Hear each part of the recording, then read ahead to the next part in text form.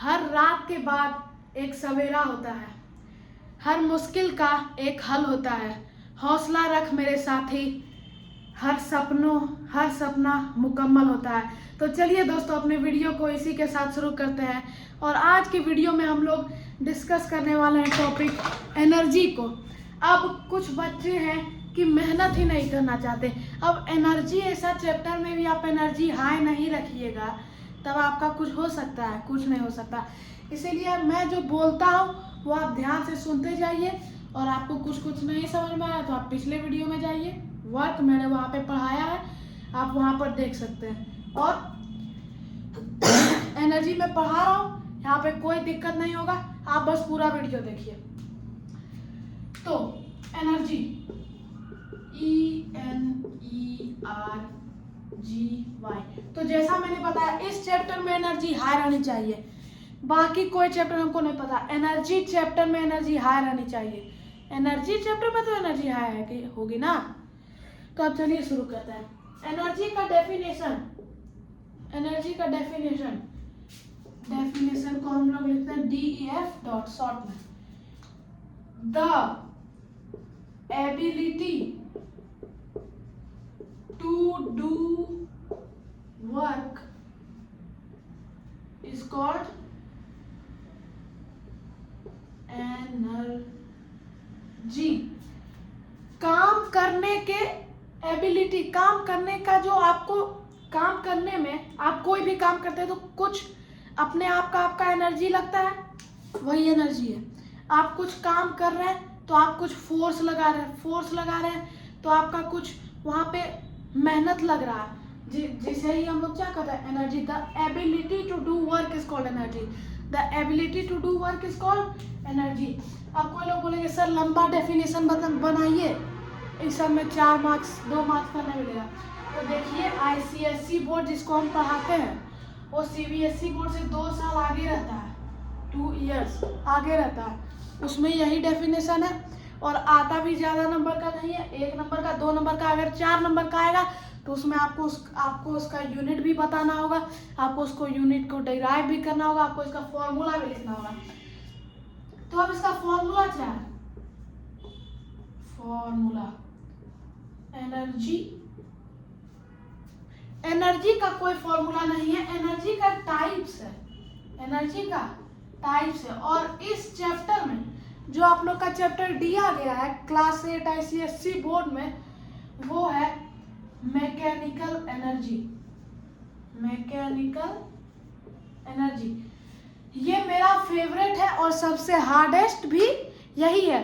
लेकिन मैं पिछले वीडियोस में भी कहता था और इस वीडियो में भी कहूँगा, आप स्टडी क्लब में पढ़ रहे हैं तो आपको कोई भी टॉपिक हार्ड नहीं लगेगा, ऊपर से नीचे तक। तो अब देखिए ये मैकेनिकल एनर्जी है। आपको पढ़ना तो सारे एनर्जी के बारे में है, लेकिन मेन क्या है? Mechanical energy. अब देखिए मैकेनिकल एनर्जी का 2 पार्ट है।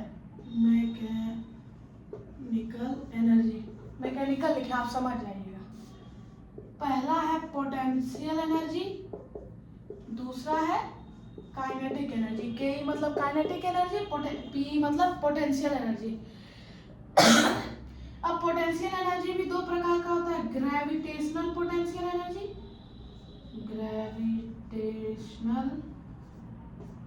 एनर्जी और एक होता है elastic potential energy.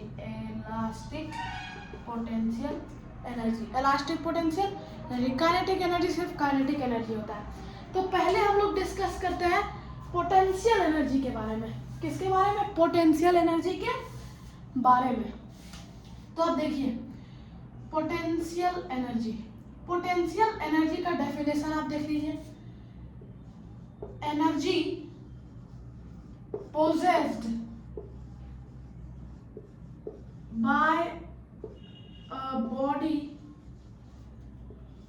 due to its state of rest is called potential energy। Energy जो एक बॉडी बॉडी के पास एनर्जी है, कौन सा एनर्जी, वो रेस्ट में रहने के कारण वो एनर्जी आ रहा है, तो उस एनर्जी को क्या कहेंगे, पोटेंशियल एनर्जी। जैसे कि मैं रेस्ट में हूँ, मेरे पास एनर्जी है, अभी नहीं है, लेकिन मैं बताता हूँ कब कब होगी, कब कब होगी। अब देखिए इसका फॉर्मूला क्या होता है, पी का m into G into H, mass into gravity into height. अब देखिए मैंने क्यों कहा कि मेरे पास पोटेंशियल एनर्जी 0 है, क्योंकि देखिए अभी मैं रेस्ट में हूँ, मैं कुछ नहीं कर रहा, मैं मूव नहीं कर रहा, तो हम क्या करते हैं, एकदम सरफेस पे, मेरे पास कोई हाइट है नहीं, हम तो एकदम जमीन पे ही है, मेरे पास नो हाइट है, तो हाइट क्या है 0, ग्रेविटी क्या है 10, मेरा मास 60 kg। अब लेकिन हाइट 0 है तो टोटल पोटेंशियल एनर्जी क्या आ जाएगा, 0 हो जाएगा। कोई भी चीज को आप 0 से मल्टीप्लाई करते हैं तो टोटल 0 हो जाता है ना, होता है कि नहीं होता है, होता है ना, पोटेंशियल एनर्जी 0। अब पोटेंशियल एनर्जी में भी मैंने आपको 2 टाइप्स बताया था, कौन सा, ग्रेविटेशनल पोटेंशियल एनर्जी और elastic potential energy. Gravitational potential energy तब होता है जब, जैसे कि एक जमीन पे एक बॉल रखा हुआ है, ये जमीन है, एक बॉल रखा हुआ है, आप इसको उठा के यहाँ रख दिए, आप इसको ऐसे उठाए यहाँ रख दिए, तो अब यहाँ पर क्या था, हाइट, यहाँ पे हाइट 0 था, तो पोटेंशियल एनर्जी भी क्या हो जाएगा 0, क्यों, पोटेंशियल एनर्जी का फॉर्मूला क्या बताते हैं, mgh, h 0 है तो टोटल 0 है, पोटेंशियल एनर्जी 0। लेकिन यहाँ पर आप मान लीजिए आप 5 मीटर गए, 5 मीटर गए, तो यहाँ पर हाइट है 5 मीटर, ग्रेविटी 10 है और मास इस बॉल का ले लेते हैं 20, तो इसमें कुछ पोटेंशियल एनर्जी निकल रहा है, लेकिन यहाँ पर था, तो आप ऐसे, अब मैंने आपको वर्क चैप्टर में पढ़ाया था, अब मान लीजिए ये 20 kgf का ये इसमें मास है, तो आप इसे कितना फोर्स लगाए, आप मान लीजिए आप 40 न्यूटन का फोर्स लगाए, 40 न्यूटन का क्या लगाए, फोर्स, इसे ऊपर रखने में यहाँ पर, तो फोर्स है और कुछ डिस्टेंस कवर कर रहा है, फोर्स किस तरफ लग रहा है, इस तरफ, डिस्टेंस किस तरफ कवर कर रहा है, इस तरफ, दोनों सेम डायरेक्शन में है, तब वर्क हो रहा है। वर्क कुछ लोग को समझ में नहीं आएगा, मेरा वीडियो नहीं देखिएगा, कहाँ से समझ में आएगा, वर्क वाला वीडियो देखिए जाके, पूरा पढ़ाए हैं हम, वर्क हो रहा है। अब work is always equal to energy, work is always equal to energy. तो आप देखिए 40 न्यूटन इंटू 5 मीटर, 200 जूल का वर्क कर रहे हैं, क्योंकि वर्क का फॉर्मूला क्या होता है, फोर्स ये रहा और into displacement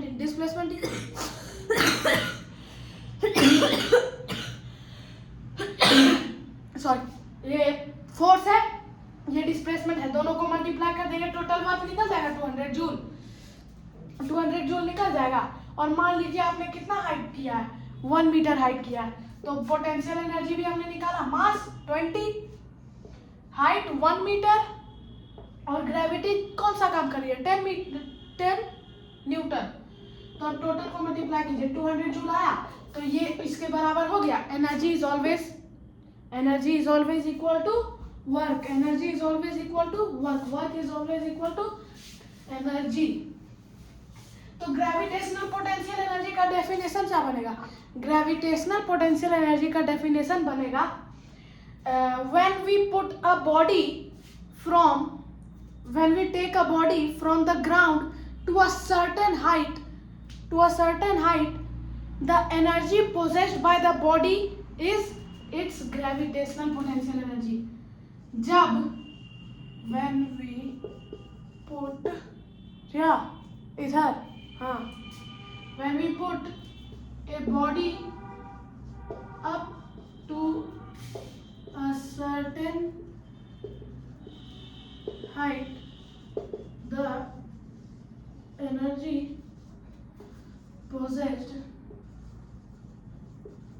by the body is called gravitational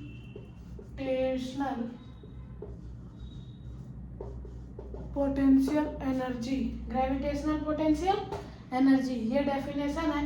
हम आपको इसीलिए लिख के दिखा दिया ताकि आप लोग कुछ बोलते हैं कि सर आप खाली बोलते हैं लिखते नहीं, तो देखिए लिख भी दिए। तो और वर्क जब भी आप यहाँ से उठाइएगा, आप यहाँ पे ये जमीन है, आप इसको यहाँ से उठाए तो आप ग्रेविटी कैसे लगती है, नीचे की तरफ लगती है, ग्रेविटी नीचे की तरफ लगती है, और आप ग्रेविटी के अगेंस्ट वर्क कर रहे हैं, तो आप डेफिनेशन में ये भी ऐड कर सकते हैं, when we take a body, ये बॉडी है, when we take a body up to a certain height, कुछ ऊपर हाइट तक ले गए, against the force of gravity, force of gravity के विपरीत जाके, against the force of gravity, तो जो इस बॉडी में एनर्जी होगा, the energy possessed by the body is called its potential energy. Potential energy नहीं, ग्रेविटेशनल पोटेंशियल एनर्जी। कौन सा potential energy? Gravitational potential energy. I hope आपको ग्रेविटेशनल पोटेंशियल एनर्जी समझ में आ गया होगा। अब elastic potential energy, mechanical energy कौन सा में है? Potential energy, kinetic energy. Potential energy दो में है, elastic potential energy, gravitational potential energy.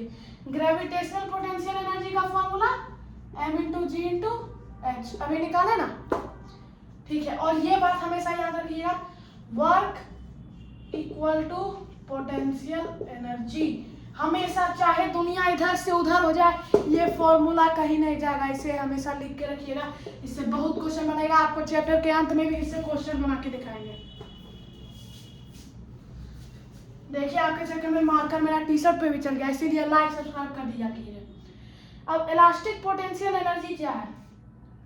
ये एक दीवार है, ठीक है, हम लोग इसे एक स्प्रिंग चिपका दिए, परमानेंटली चिपका दिए। अब ये यहाँ से निकल नहीं सकता, ये स्प्रिंग है, ऐसे ऐसे ऐसे ऐसे, और स्प्रिंग में हम लोग क्या किए, एक ऐसे टांग दिए, ये एक सॉलिड ऑब्जेक्ट डाल दिए, और हम लोग क्या किए, फोर्स लगाए यहाँ पर क्या किए, यहाँ पर हम लोग फोर्स लगाए, मान लेते हैं 10 न्यूटन का फोर्स लगाए, और ये बॉडी चल के कहाँ आ गया, यहाँ आ गया बॉडी। तो बॉडी कुछ डिस्प्लेसमेंट किया, बॉडी यहाँ से हम यहाँ पर हैं, हम यहाँ पर गए तो कुछ डिस्टेंस कवर किया ना, डिस्टेंस कवर को ही क्या कहते हैं, डिस्प्लेसमेंट कहते हैं। तो ये भी डिस्टेंस कवर किया, ये भी डिस्प्लेसमेंट किया, डिस्प्लेसमेंट को हम लोग एस से डिनोट करते हैं, पिछला वीडियो में दिखा थे, देख लीजिए, हम तो बोल रहे हैं, आप देख लीजिए, आपके लिए फायदा का सौदा है। अब देखिए ये स्प्रिंग है, अब जब हम यहाँ पर इसको खींच लिए, स्प्रिंग को खींच दिए, ये स्प्रिंग है, इसको खींच दिए, अब वापस छोड़ेंगे तो वापस जाएगा ना, तो उसमें कुछ एनर्जी होगा तभी तो वापस गया। अगर हम यहाँ से यहाँ चले हैं तो हमें कोई तो एनर्जी रहना चाहिए, अगर हमें एनर्जी ही नहीं है, एनर्जी टोटल पूरा जीरो है, तो हम यहाँ से यहाँ चल ही नहीं पाएंगे, हम तो खड़ा भी नहीं रह पाएंगे, है ना। तो देखिए अब इसमें कुछ तो एनर्जी था जो हम इसको खींचे, ये ऑब्जेक्ट को यहाँ तक खींचे, लेकिन फिर ये वापस जब हम इसको छोड़े तब ये वापस अपना जगह पर चला गया, कुछ तो एनर्जी होगा। तो इस एनर्जी को क्या कहते हैं, elastic potential energy, elastic potential energy, elastic potential energy.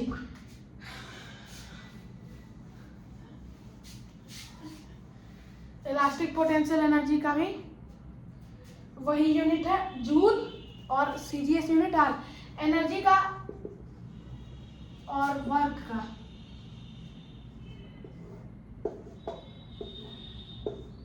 SI unit और कौन सा यूनिट, सीजीएस यूनिट। एनर्जी का एसआई यूनिट जूल, वर्क का भी जूल, इसका आर, उसका आर, दोनों के बीच में रिलेशन हम लोग वर्क वाला चैप्टर में देख चुके हैं। हम आपको फिर से बोल रहे हैं, आप देख लीजिए वीडियो, आपके लिए ठीक बात रहेगा। तो फिर हमको बोलेगा सर नहीं समझ में आ रहा है, फिर हमको वापस समझाना पड़ेगा, हम क्या कर सकते हैं, हमको तो यही काम है, वो बचा है। तो अब इलास्टिक पोटेंशियल एनर्जी ये रहा। अब देखिए जैसे कि कैसे बना है, ये तीर धनुष का बाण रहता है ना, ये तीर धनुष का बाण है, और ये क्या है उसका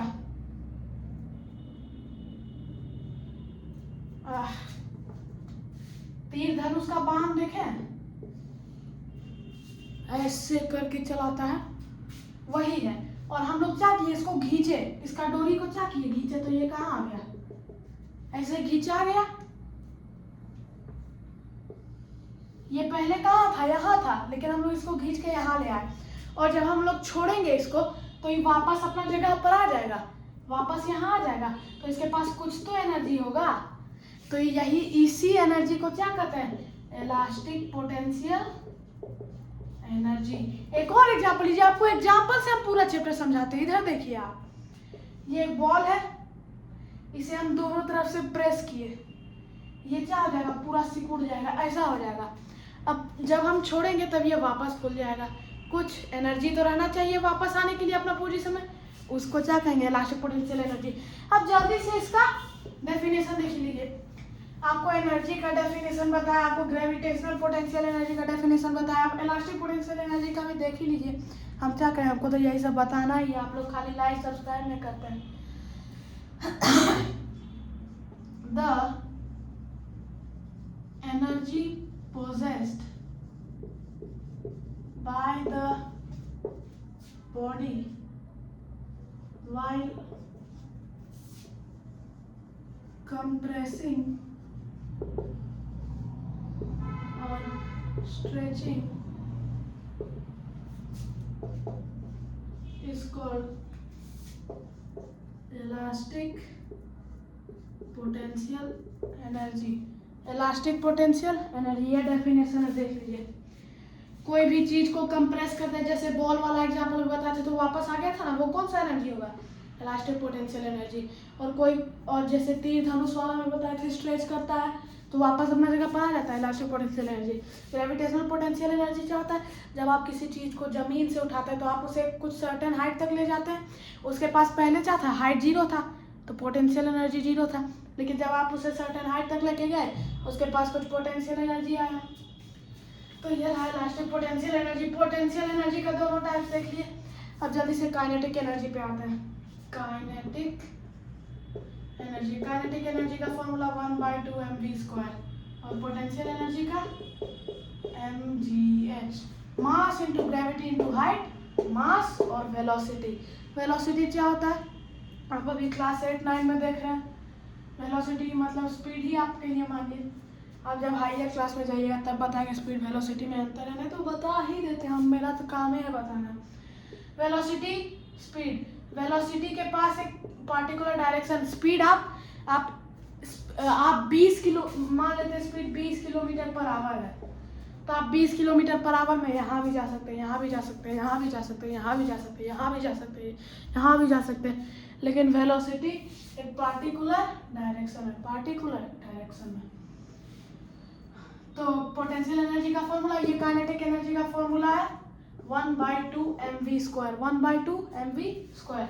अब काइनेटिक एनर्जी का भी डेफिनेशन देख लीजिए। The energy possessed